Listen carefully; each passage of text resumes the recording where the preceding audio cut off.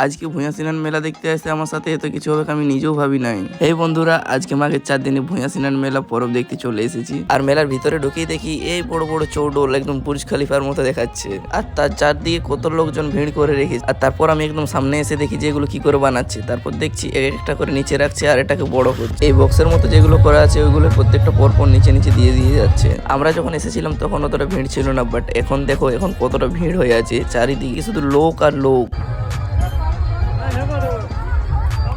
এই বছর ভূঁইয়া সিনার মেলায় কোনো প্রোগ্রাম না থাকার পরও এত লোক হয়ে আছে, দেখতে পাচ্ছ চারিদিকে শুধু লোক আর লোক।